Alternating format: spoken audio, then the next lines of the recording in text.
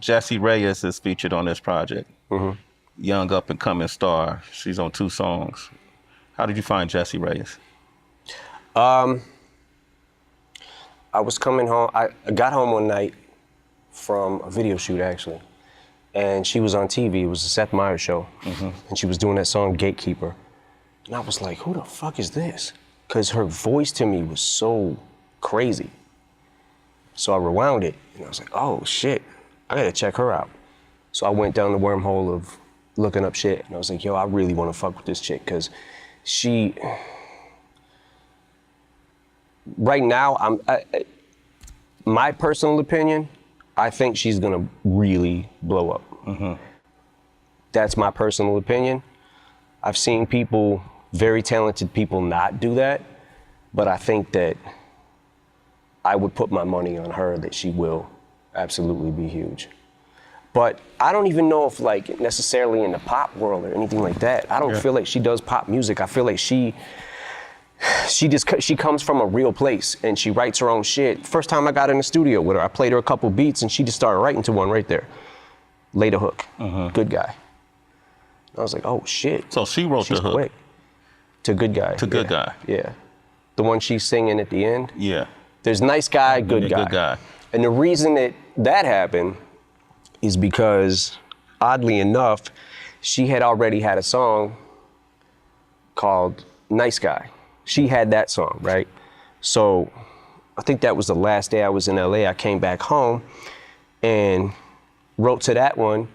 And then I was like, I want to write to the other one too, but they're both saying Nice Guy, Good Guy. And I was like, fuck it, I'll make it like it's kind of one song. Dre's all over this project? Dre's input is all over it, for sure. He felt like me and him had a couple discussions about the last album. And one of the things that he said to me was, like, he hit me up one day, he was like, yo, I don't like how motherfuckers are talking about your album. And he had heard Revival, right? Yeah. Him and Jimmy Iovine had sat in there and listened to most of the songs I had done at Rick Rubin's studio. And based off that reaction, I think Dre was a little confused too when that happened with Revival. Probably not more so than me, but we had a conversation earlier in the year, and I think I had only had one song by that time. This was like January. Yeah. I had the one song and was thinking about releasing it, and then wrote another song. When I got back to Detroit, recorded it. Like, okay, now I got 2 songs. I might as well do a fucking album. And that's kind of how that came about. But Dre also, there's a couple songs that he kind of deaded them just because he didn't have a good reaction to them, and he also felt like one of them was going a little far. A song? Hey, man. What does that mean? Like, how far did it go? It definitely went too far. When you say go too far, I feel like Kamikaze was the place where if you were ever going to go so-called too far, this is where it would be. You did the BET verse for the rap cypher, and in it, you covered a lot of content that was relevant to the world we live in today that some folks want to sweep under the rug, and this is my own personal opinion. Conversations we have every day on Shade 45 on Sway in the Morning, we talk about, the injustice, policies, prejudice. We talk about discrimination, all of these different things, whether or not we're in the middle of a race war that is trying to be perpetrated by people in power. Not a war in the sense where people are going to pick up guns and shoot at, well, maybe, shit. Right. But in terms of psychologically, the whole nine. So when you did that verse on the BET cypher, what I thought why it was necessary, King Crooked had a song called I Can't Breathe, where he talks about, man, we can't just be the only ones saying this. White rappers shouldn't stay quiet. White rappers shouldn't stay quiet. I can't tell you how hard that line hit me. It was to the point where I'm like, this is how strong I feel about something. I gotta put it in the right words, And I saw shit where it was like, oh, these are not new subjects, they're new to Eminem, and that kind of shit. How did you respond to that reaction? You got backlash for that, you know, especially when you I did got the BET backlash for the Trump cipher, and Yeah. you know, it is what it is. At least when this shit is all said and done, maybe I can just be on the right side of history. But you got people dissecting the bars and going, "Oh, this shit is trash. It's not even that good," and like that's not what it's about. You're missing the whole point. You know what I'm saying? I'm trying to say this also to my fan base who might have voted for him. A lot of people in my fan base probably did. And at the time I did the cipher, I realized after it was all said and done that maybe I should have just attacked him. When you said you drew that line in the sand, maybe Yeah. you should have not done that. You should have reworded it and showed empathy towards Well, that's us. what I realized after I was done. That's kind of how I felt, because it's like, okay, this is backfiring on me, and I don't care. I don't give a fuck if that's what happened and hurt my sales. I don't care about that. Yeah. I care about the message I'm trying to convey. Why you felt a need to stand up, though? What was that for you as Marshall? What made you decide? Because I was just watching it every single day. I watch a lot of news, right? Yeah. The thing that pissed me off the most, that really set me off when I started going crazy with the pen, because I'm like, the Kaepernick thing. And when that shit happened and how he kept changing the narrative and kept changing the narrative, you fucking, I can't, I don't want to get into this whole Trump thing anymore. But well, you mentioned at the end of the ringer, Agent Orange sending a Secret Service to your house. Did the Secret Service really come to your house after that? They came to my studio, yeah. Okay. And they were just basically asking me questions about my lyrics to see what the intent was behind them, and if I was making a actual threat or just expressing myself. So that really happened. Wow, that's crazy. Right now, what we're seeing too, because Colin Kaepernick was named the face of Nike's 30th anniversary of Just Do It. You saw that, right? And then you got a whole slew of people that are now burning Nike shoes and Nike I saw that. products. It's infuriating. Yeah, what do you think? Infuriating. Yeah. Like, really? Nike supports people who kneel for the anthem. At this fucking point, come on. Seriously? Seriously? You gotta be a fucking moron to think that that's just what it's about and it's that fucking cut and dry. Yeah. You know what I'm saying? Like, there's a meaning behind this shit and there's real pain behind this shit. And you're burning a fucking pair of shoes? When you go about your fucking day and you got your job and you're thinking about all this other shit, that's what really fucking bothers you? People ain't gonna stop watching football. They're just not. Yeah. Football to me is the best sport there is. And what draws you to the game should not be, if that's how you feel about your country and you feel like you should stand for the anthem, stand for the anthem. That's fine. But you also need to realize that this is America and people have died for these rights to be able to protest and to be able to take a knee. Stop making it fucking personal about yourself. You have nothing to do with this.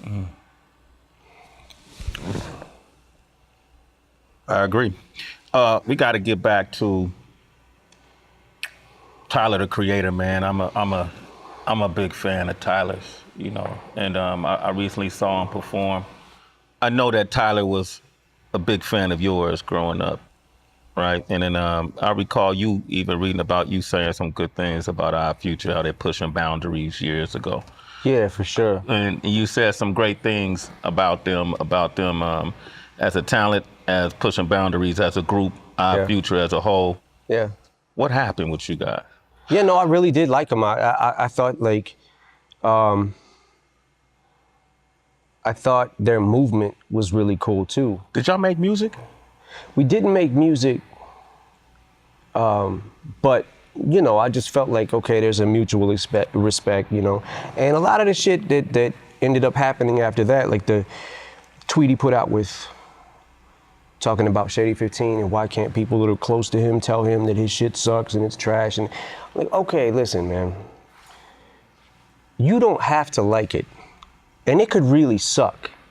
But being that somebody really was cool to you, you would expect some kind of reciprocation, and just don't go public with it and publicly express your opinion and how much my shit is trash. Okay, so I chalk it up to them being young and just kids, you know what I'm saying? So it's like, all right, I've been there. You know what I'm saying? Yeah. Like, I was dick when I first came out. You know what I'm saying? Like, Yeah, man, you were. I know. Yeah. I feel bad about it. I'm sorry if I ever was a dick to you, but I don't think I ever was. Was I? Yeah, one time, man. But hey. Oh, yeah, that's true. We won't talk about that. Okay. Nah, man, so I liked him. And then Earl Sweatshirt gets in an interview after Tyler trashes me. And then Earl Sweatshirt, anybody who listens to Eminem's drinking too much Mountain Dew. And I'm just like, really? Like, what the fuck? Like, you know what I'm saying? Like, you guys were just on tour with us. We hung out. Like, we kicked it, made jokes. Like, you know what I'm saying? Like, so the last straw, like, look, I know a lot of this shit. I could come across being very petty. Yeah. But at a certain point in time, someone has their breaking point. You know what I'm saying? So when Tyler tweeted out the thing about Walk on Water, this fucking song is horrible, I was like, all right, I need to say something now, because this is fucking stupid. You know? But at the same time, I'm not gonna let everybody just keep fucking, I'm not gonna be America's punching bag and motherfuckers just wanna think it's cool and safe to say whatever the fuck they want about me. I think it shocks people, because for all your career, you was the I just don't give a fuck guy. That can work both ways. How so? Because you don't give a fuck, you will fire back at somebody who says something about you. I picked and chose who that I wanted to say my piece with. Yeah. Because a lot of those things were personal. But then there's a lot of things that aren't personal on Kamikaze. You know, it's just the game and competition. You know what I'm saying? And Spirit of an MC. spirit of an MC, yeah. But you know, with the Tyler the Creator thing, man, I realize now, and I realized when I said it, but I wasn't like in the mind frame of, I was angry when I said the shit about Tyler. The fact of like, every time I saw this kid, like, always so cool to you. You know what I'm saying? Like, I loved his energy, like everything, you know what I'm saying? Like, he was a funny dude, like he's super charismatic and shit. But I'm sitting back like, man, at what point do I have to say something just to defend myself? And I think that the word that I called him on the album was, on that song, was one of the things where I felt like this might be too far. Because in my The homophobic in my slur. quest, in my quest to hurt him, I realized that I was hurting a lot of other people by saying it. And at the time, I was so mad, it was just whatever. But in the midst of everything else that was going on this album and the things that it took to pull this album together and all that kind of shit, it was one of the things that I kept going back to, going, I don't feel right with this. Before the album came out, I had the conversation with Paul and we spun the word back. But now I realize people can hear what I'm saying anyways.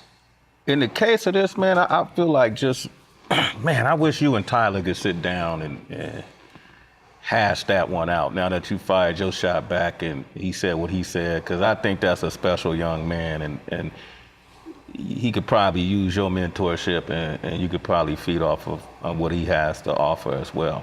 I could tell it's different from Joe or some of the other names. Yeah, it's definitely different. It's not as personal. It's one of them things like, all right, dude, you deserve a tap now because I think you thought it was cool to just, because you slid with the other things and I didn't say shit, because like I said, I was chalking it up to them being young and just kids, man. I'm like, but at the same time, at what point do I just gotta keep taking this shit?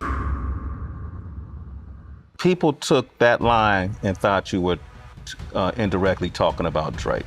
What I'm telling you with these lines is, I don't know what's real and what's not at this point. I'm telling you that if I ever need a ghostwriter, I need to just fucking put the mic down.